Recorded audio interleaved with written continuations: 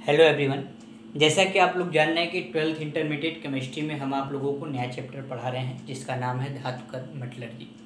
हमने इस चैप्टर के अंतर्गत आपको बताया कि जो हमारे पास धातुएं हैं, मेटल हैं, वो किस प्रकार से हमें प्राप्त होती हैं, कौन कौन से स्टेप से उनको साफ सफाई करके हमारे तक पहुँचाया जाता है। इसमें हमने आपको 2 स्टेप के बारे में बता दिया था, जिसमें हमने कहा था कि सबसे पहले ज़मीन से जो बड़े बड़े पत्थरों के रूप में धातु है उनको निकालते हैं और उन धातु को क्रशिंग या ग्राइंडिंग, हिंदी में भर्जन के द्वारा पीस करके हमारे पास लाया जाता है।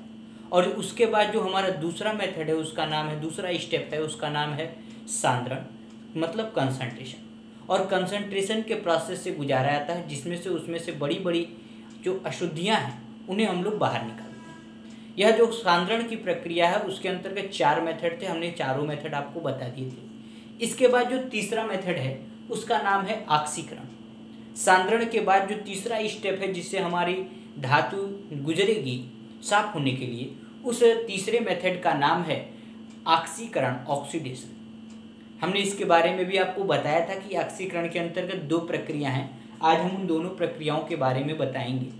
तीसरे स्टेप के बाद जो चौथा स्टेप है, चौथा स्टेप का नाम है अपचयन।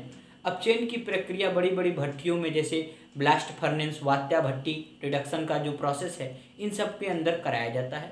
और लास्ट है आपका, लास्ट मेथड का नाम है शोधन। शोधन की प्रक्रिया करते हैं। तो जो हमारे तक धातु पहुंचती है वह 5 मेथड से, 5 स्टेप से होकर के गुजरती है, जिसके अंतर्गत हमने आपको 2 स्टेप पहले ही बता दिए। तीसरा जो स्टेप है, तीसरे स्टेप का नाम है ऑक्सीकरण, ऑक्सीडेशन। और चौथे स्टेप का नाम है अपचयन, यानी कि रिडक्शन। तो सबसे पहले आप समझिए कि जो आपको धातु प्राप्त करनी है अयस्क से, ओर से, पीसने के बाद, कंसंट्रेशन, सांद्रण होने के बाद, वह इन 2 मेथड से होकर के गुजरती है। तो कोई पूछ सकता है ना कि क्यों इन दोनों मेथड से होकर के गुजरेगी, क्योंकि भाई ऑक्सीकरण और अपचयन तो आपके कोर्स में बहुत पहले से। तो अगर कोई आपसे पूछे कि ऑक्सीकरण और अपचयन ही क्यों कराया जाए, क्यों ना हम कोई और प्रक्रिया कराएं, क्यों ना प्रकाश संश्लेषण करा लें, फोटोसिंथेसिस करा लें, क्यों ना हम लोग कुछ अन्य तरीकों का प्रयोग करें, आखिर ऑक्सीकरण और अपचयन विधियों का ही प्रयोग क्यों किया जा रहा है, तो इसके पीछे भी आपको इन विधियों का उद्देश्य, सिद्धांत, प्रिंसिपल समझ लेना चाहिए कि आखिर इन ही 2 विधियों के प्रयोग द्वारा ही हम लोग मेटलर्जी यानी धातु कर्म क्यों करते हैं। बात समझ में आ रही? यानी कि आपको पहले 2 स्टेप से जो अयस्क प्राप्त होगा उस अयस्क को कहते हैं सांद्रित अयस्क, और इस सांद्रित अयस्क को ऑक्सीकरण और अपचयन यानी कि ऑक्सीडेशन एंड रिडक्शन विधि के द्वारा गुजारा जाता है। तो सबसे पहले ऑक्सीकरण क्या होता है ये तो आप जानते होंगे, 11th में आपके कोर्स में था कि ऑक्सीजन का जोड़ना या हाइड्रोजन का निकलना ऑक्सीकरण कहलाता है। अपचयन में आप जाने होंगे, हाइड्रोजन का जोड़ना या ऑक्सीजन का निकलना अपचयन कहलाता है। तो एक मेथड है आपका ऑक्सीकरण और एक मेथड है आपका अपचयन। ऑक्सीजन को जोड़ना, हाइड्रोजन का निकलना ऑक्सीकरण कहलाता है। हाइड्रोजन को जोड़ना और ऑक्सीजन का निकलना अपचयन कहलाता है। तो आप जानिए कि ये इस मेथड का यूज यहाँ पर क्यों हुआ, प्रयोग यहाँ पर क्यों हुआ। तो इसके पीछे मुख्य उद्देश्य है कि जो सांद्रित अयस्क होती है उसके अंदर भाई आपकी कोई धातु होगी, भाई अयस्क होगा तभी ना, अयस्क से ही धातु मिलती है, तो अयस्क के अंदर तो धातु होगी। मान लीजिए इसके अंदर कोई धातु ए है जिसका गलनांक, मेल्टिंग पॉइंट मान लीजिए 100 डिग्री सेल्सियस। यह धातु 100 डिग्री सेल्सियस पे क्या होती है, गल जाती है। तो इस अयस्क के अंदर 2 प्रकार की अशुद्धियां, इम्प्योरिटी यानी कि गंदगी हुई। एक इम्प्योरिटी हुई 100 डिग्री से नीचे वाली, और एक इम्प्योरिटी हुई 100 डिग्री से ऊपर वाली। ध्यान दीजिए, 100 डिग्री पर यदि धातु आपकी गलती है तो इसके अंतर्गत दो प्रकार की अशुद्धियां, टेम्परेचर वाइज हम लोग जाएंगे, ताप के आधार पर जाएंगे तो दो प्रकार की अशुद्धियां होंगी। एक अशुद्धि उसके नीचे ताप वाले की होगी और एक अशुद्धि उसके ऊपर ताप वाले की। तो नीचे व ताप वाली जो अशुद्धियां हैं वो ऑक्सीकरण के मेथड द्वारा और ऊपर ताप वाली जो अशुद्धियां हैं वह अपचयन के मेथड द्वारा अलग की जाती है। ध्यान से समझिए, सांद्रित अयस्क के जो धातु हैं, अगर कोई पूछे ऑक्सीकरण और अपचयन का प्रयोग क्यों करते हैं तो कहिए ऑक्सीकरण द्वारा नीचे वाले जो ताप हैं, गलनांक से कम ताप वाली जो भी अशुद्धियां हैं उन्हें उड़ा दिया जाता है, उन्हें बाहर निकाल दिया जाता है। और अपचयन के द्वारा जो ऊंचे ताप वाली अशुद्धियां हैं, जैसे मान लो अगर हम लोहे का शोधन कर रहे हैं तो भैया ये 2600-2700 डिग्री सेल्सियस पर गलता है और 2700 डिग्री सेल्सियस से ऊपर वाला जो अशुद्धि है उसको कैसे निकालेंगे? तो उसके लिए हमें अलग मेथड का प्रयोग करना पड़ेगा और वह काम आपका कौन करता है? अपचयन यानी कि रिडक्शन करता है। तो अगर हम लोग एक सीधा पॉइंट ऑफ व्यू से देखा जाए कि जो मेटलर्जी धातु कर्म कराते थे, पहला मेथड है पीसना, भर्जन जिसको कहते हैं हिंदी में और इंग्लिश में क्रशिंग और ग्राइंडिंग। दूसरा मेथड है सांद्रण, कंसंट्रेशन, जिसके अंतर्गत चार अलग अलग मेथड है, चारों के तरीके हमने आपको बता दिए। तीसरा मेथड है ऑक्सीकरण और चौथा है अपचयन। ऑक्सीकरण के अंदर भी दो मेथड है, वो भी हम आपको समझाएंगे। तो ऑक्सीकरण में ऐसा क्या होता है? तो अगर कोई पूछे ऑक्सीकरण मेथड का मतलब क्या हुआ तो आप उससे कहिएगा कि इस मेथड में जो धातु का गलनांक है उसके नीचे वाली अशुद्धियों को निकाला जाता है और अपचयन के मेथड में धातु के गलनांक से ऊपर वाली अशुद्धियों को निकाला जाता है। यानी कि ऑक्सीकरण मेथड का अपना एक मतलब है और अपचयन मेथड का अपना एक मतलब है। बात समझ में आ रही है? तो आखिर ऑक्सीकरण और अपचयन क्यों कराया जाता है ये आप समझ गए होंगे कि ऑक्सीकरण में नीचे वाली अशुद्धियों को निकालते हैं जो गलनांक से नीचे के ताप को लिए होती हैं और अपचयन मेथड में ऊपर वाली अशुद्धियों को अलग किया जाता है। क्लियर है? अब देखिए ऑक्सीकरण का मतलब समझिए, ऑक्सीजन को जोड़ना और हाइड्रोजन को निकलना। ऑक्सीकरण मेथड दो प्रकार से किया जाता है, एक का नाम है निस्तापन और एक का नाम है भर्जन। इंग्लिश में कहते हैं कैल्सिनेशन और इसको क्या कहते हैं? रोस्टिंग। अगर आप इन दोनों में मेन अंतर समझ लेंगे तो आपको यह आसान लगेगा कि आखिर ऑक्सीकरण और अपचयन के अंतर्गत यह दो मेथड हैं तो क्या है इन दोनों के अंदर।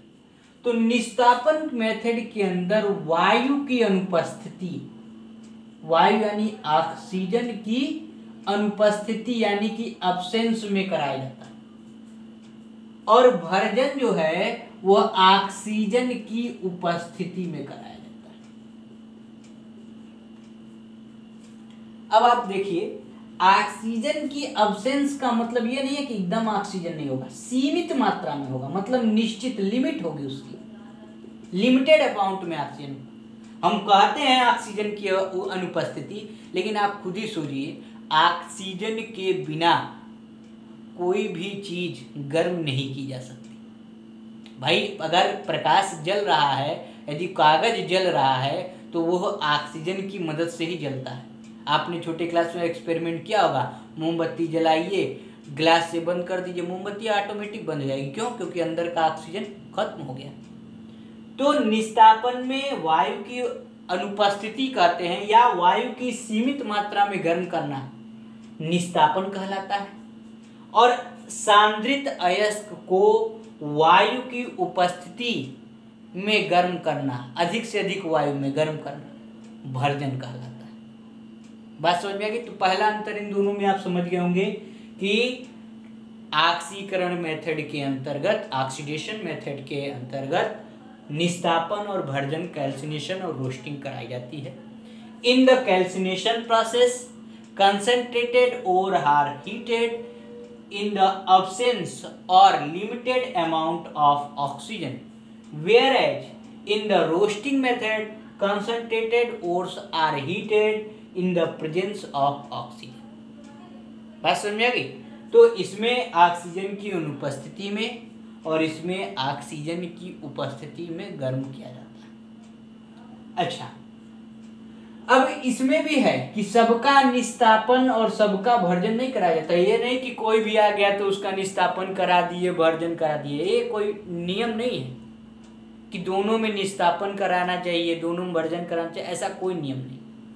यदि कोई अयस्क है, जैसे मान लीजिए एक जिंक कार्बोनेट है ZnCO3, इसके फार्मूले में ऑक्सीजन है, तो जिसके फार्मूले में पहले से ऑक्सीजन होगा उसका हम लोग निस्तापन कराएंगे। और जिसके फार्मूले में, यही Zn का ही एक ZnS,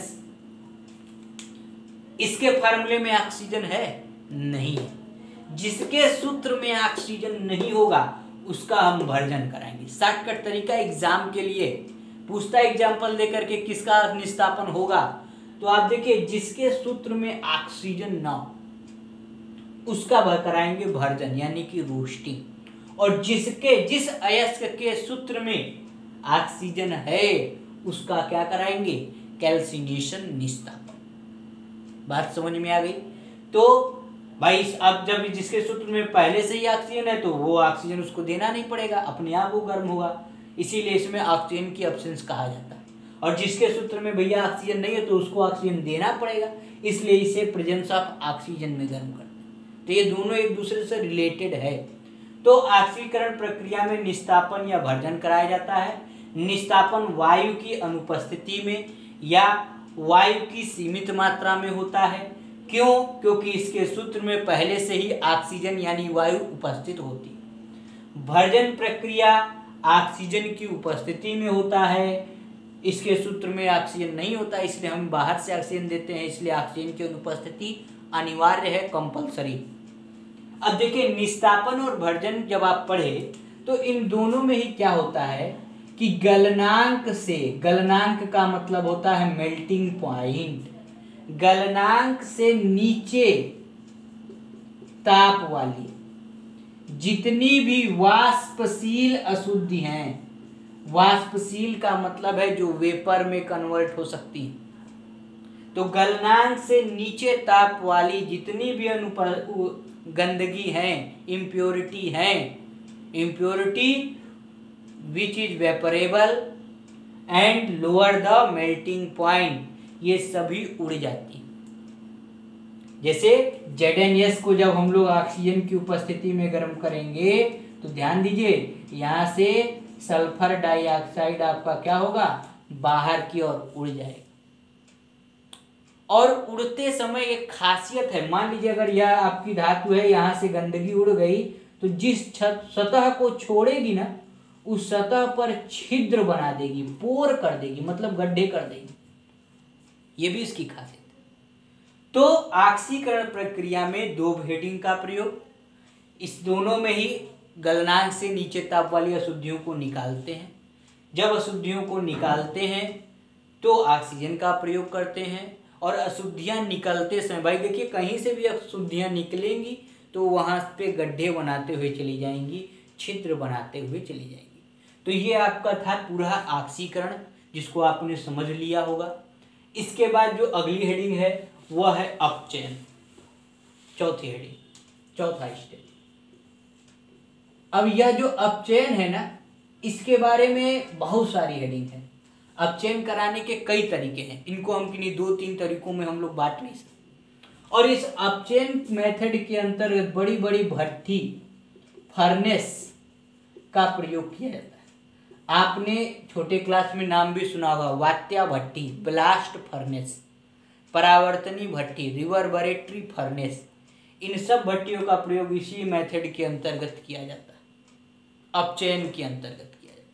और अपचयन में करते क्या है, जैसे मान लीजिए अभी अभी हमने बताया कि अगर कोई सूत्र है जिसमें धातु है, धातु का गलनांक, धातु A है और इसका गलनांक यानी मेल्टिंग पॉइंट 100 डिग्री सेल्सियस, तो हम अपचयन मेथड में इस धातु को ही गला देते हैं, और इसके ऊपर वाली जितनी अशुद्धियां वो नहीं गलती, नीचे वाली धातु को क्या करते हैं, गला देते हैं, और ऊपर वाली जो अशुद्धियां वो नहीं। भाई देखिए हमने कहा था ए है तो इसमें दो प्रकार की अशुद्धि, एक ऊपर वाली और एक नीचे वाली। जो ऊपर वाली है वो तो ऑक्सीकरण से चली गई।